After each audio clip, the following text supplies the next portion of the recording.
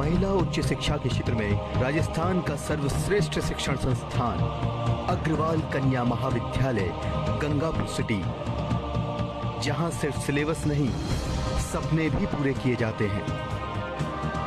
पिछले 31 वर्षों से गंगापुर क्षेत्र की बेटियों के भविष्य निर्माण में प्रयासरत। नमस्कार सभी को, सुप्रभात। बीए फर्स्ट ईयर की ऑनलाइन क्लासेज में आपका स्वागत।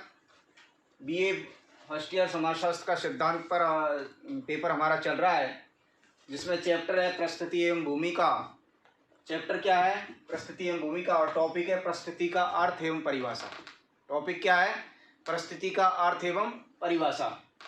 तो बात यहाँ आती है, ये प्रस्तुति क्या चीज़ है? प्रस्तुति वो चीज़ अलग है। यहाँ प्रस्तुति का मतलब पद से लिया जाता है। किससे लिया जाता है? पद से लिया जाता है। अर्थात बच्चा माँ की कुख में जन्म लेता है तो उसे पद मिलता है, और वो पद होता है प्रदत्त पद, जो समाज में वंशानुगत रूप से ऑटोमेटिक समाज के द्वारा जो प्रदान किया जाता है, ऐसा पद प्रदत्त पद कहलाता है। ऐसा पद कौन सा पद कहलाता है? प्रदत्त पद कहलाता है। तो प्रस्तुति का मतलब किससे लिया जाता है? पद से लिया जाता है। तो परिभाषा दी है इलियट मेरिल के अनुसार, प्रस्तुति व्यक्ति का वह पद है। इलियट मेरिल क्या परिभाषा दे रहा है? प्रस्तुति व्यक्ति का वह पद है जिसे व्यक्ति समूह में लिंग, आयु, परिवार, वर्ग, विवाह वह प्रयत्नों के कारण प्राप्त करता है। वह प्रयत्नों के कारण प्राप्त करता है। कौन कौन सा? लिंग, आयु, परिवार, विवाह वह प्रयत्नों के कारण प्राप्त करता है। ऐसी प्रस्तुति, ऐसे समूह में प्राप्त करना, ये प्रस्तुति कहलाती है। दूसरी परिभाषा लेपियर ने दी है कि सामाजिक प्रस्तुति उस पद के रूप में समझी जाती है जो एक व्यक्ति समाज में प्राप्त किए हुए हैं। क्या कहलाती है? प्रस्तुति कहलाती है। ब्रिस्टेड के अनुसार सामान्यतः एक प्रस्तुति समाज एवं समूह में पद है। समाज व समूह में क्या है? पद है। अर्थात समाज व समूह में पद जो मिलता है वो प्रस्तुति कहलाती है। प्रस्तुति का मतलब क्या है? पद से लिया जाता है। किससे लिया जाता है? पद से लिया जाता है। लिंग के आधार पर विश्व समुदाय को दो भागों में विभाजित किया गया है, स्त्री और पुरुष। तो हमारा समाज पुरुष प्रधान समाज होने के कारण आज जो स्थिति मजबूत है वो पुरुष की है। तो पुरुष को वरीयता पहले देते हैं। आयु के आधार पर बड़े व्यक्ति को ज़्यादा प्रायोरिटी देते हैं बजाय छोटे को। परिवार में जो है संयुक्त परिवार को प्रायोरिटी अच्छी देते हैं बजाय जो है एकांकी परिवार को।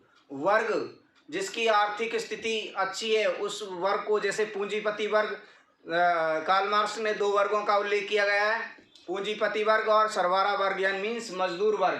तो इसमें सॉलिड प्रस्तुति किसकी है? पूंजीपति वर्ग की है। अर्थात पैसे वाले को हर कोई पूछता है। लेपियर ने कहा है कि सामाजिक प्रस्तुति उस पद के रूप में समझी जाती है जो व्यक्ति समाज में प्राप्त किए हुए हैं, वह प्रस्तुति कहलाती है। प्रस्तुति का मतलब है पद से लिया जाता है।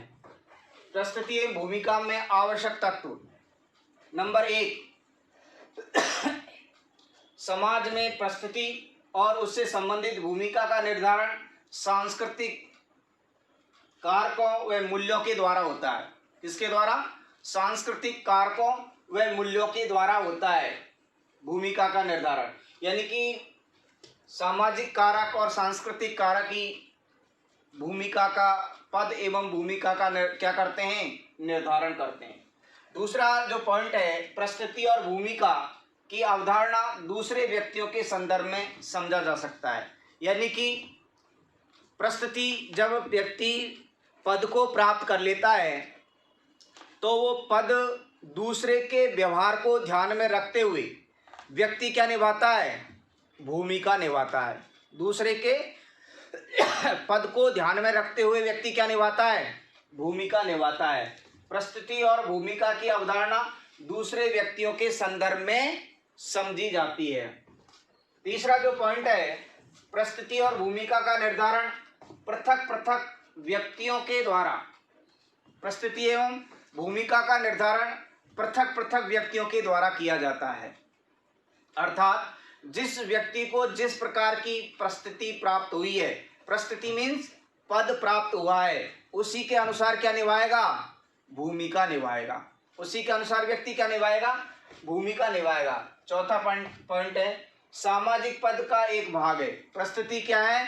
सामाजिक पद का एक भाग है। अर्थात समाज के अंतर्गत व्यक्ति को जो है स्वतः ही वंशानुगत रूप में समाज के द्वारा जो पद अलॉट किया जाता है वह समाज का एक हिस्सा है। क्या है? एक समाज का हिस्सा है। उसी के अनुसार उसकी जो है स्टेटस है, उसकी प्रतिष्ठा है, और प्रतिष्ठा के आधार पर ही व्यक्ति क्या निभाता है? भूमिका निभाता है। पांचवा है प्रस्तुति समूहों में बढ़ जाना। प्रस्तुति समूहों में बढ़ जाना मतलब कि प्रस्तुति को समूहों में बांट दिया जाता है। जैसे लिंग के आधार पर, आयु के आधार पर, परिवार के आधार पर, वर्ग के आधार पर जो है समूह में बांट दिया जाता है। उसी आधार पर व्यक्ति के द्वारा क्या निभाई जाती है? भूमिका निभाई जाती है। छठा पॉइंट है, विशेष मूल्य और प्रतिष्ठा जुड़ी होती है। पद के साथ में क्या जुड़ी होती है? पद के साथ में विशेष प्रतिष्ठा एवं मूल्य जुड़े होते हैं। अर्थात व्यक्ति को मान लीजिए समाज में अच्छा पद मिला है, तो उस पद के अनुसार उसकी समाज में वे क्या होती है? वैल्यू होती है। वैल्यू मीन्स प्रतिष्ठा होती है, मूल्य होते हैं। तो कहने का मेरा तात्पर्य है कि प्रस्तुति समूहों में बढ़ जाना, प्रस्तुति को समूह के आधार पर बांट दिया जाता है। छठा है विशेष मूल्य एवं प्रतिष्ठा जुड़ी होती है। अर्थात व्यक्ति के साथ में विशेष मूल्य एवं प्रतिष्ठा जुड़ी होती है, जिसी के आधार पर वह क्या निभाता है? भूमिका निभाता है। सातवां पॉइंट है, एक व्यक्ति एक समय कई प्रस्तुति धारण कर सकता है। एक व्यक्ति एक समय कई प्रस्तुति धारण कर सकता है, मीन्स कई पदों को धारण कर सकता है। अब बात यहाँ आ रही है कि आपके दिमाग में ये प्रश्न आ रहा है कि एक व्यक्ति एक समय में कितने पदों को धारण कर सकता है? जैसे एक व्यक्ति एक पिता भी है, एक व्यक्ति एक कारीगर भी है, एक व्यक्ति एक कुशल व्यवसायी भी है, एक व्यक्ति एक अध्यापक भी है, एक व्यक्ति एक दुकानदार है, एक व्यक्ति एक पत्नी का पति भी है। तो बताओ, कह सकते हैं हम कि एक व्यक्ति कितने पदों को धारण करता है? कितने पदों को धारण करता है? और पदों के अनुसार ही वो क्या निभाता है? भूमिका निभाता है। पदों के अनुसार ही क्या निभाता है? भूमिका निभाता है। तो एक व्यक्ति एक समय कई परिस्थितियों को धारण करता है, कई परिस्थितियों को धारण करता है, और धारण करके क्या निभाता है? भूमिका निभाता है। आठवां पॉइंट पर हम चर्चा करेंगे, विभेदीकरण पैदा करती है। ठीक है, विभेदीकरण मतलब है विविधताएं पैदा करती है। जैसे हमने वर्गों के आधार पर बांट दिया गया पद को, परिवार के आधार पर बांट दिया गया, आयु के आधार पर बांट दिया गया, लिंग के आधार पर विश्व समुदाय को दो भागों में बांट दिया गया। ये चीजें विविधताएं पैदा करती है समाज में। क्या करती है? विविधताएं पैदा करती है। और विविधता असमानता को जन्म देती है। विविधता किसको जन्म देती है? असमानता को जन्म देती है। 9वां पॉइंट है, व्यक्ति को समाज प्रदान करता है। यानी कि जो पद है, मीन्स व्यक्ति को समाज क्या प्रदान करता है? पद प्रदान करता है। ये लिखा हुआ है मैंने, पद प्रदान करता है। और कौन सा पद प्रदान करता है? प्रदत्त पद प्रदान करता है। तो पद के आधार पर प्रस्तुति कितने प्रकार की होती है? 2 प्रकार की होती है। कितने प्रकार की होती है? 2 प्रकार की होती है। नंबर 1 प्रदत्त पद और नंबर 2 अर्जित पद। नंबर 1 प्रदत्त पद और नंबर 2 अर्जित पद। प्रदत्त पद वह होता है जो व्यक्ति स्वतः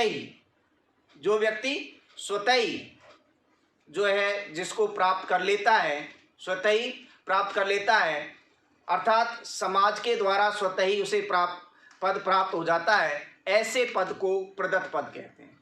ऐसे पद को कौन सा पद कहेंगे? प्रदत्त पद कहेंगे। लेकिन जो दूसरा पद होता है वो होता है अर्जित पद। कौन सा होता है?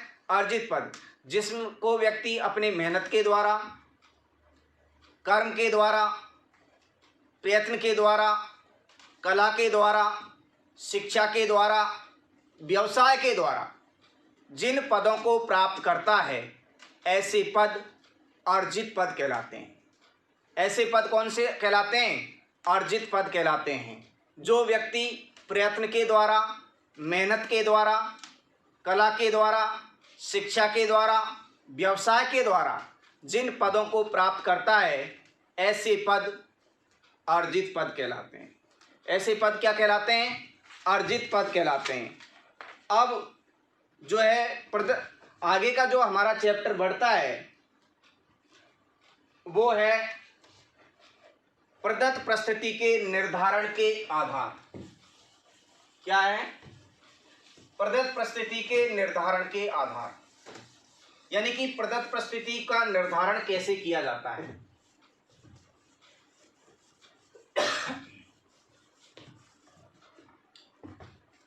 प्रदत्त परिस्थिति के निर्धारण के आधार,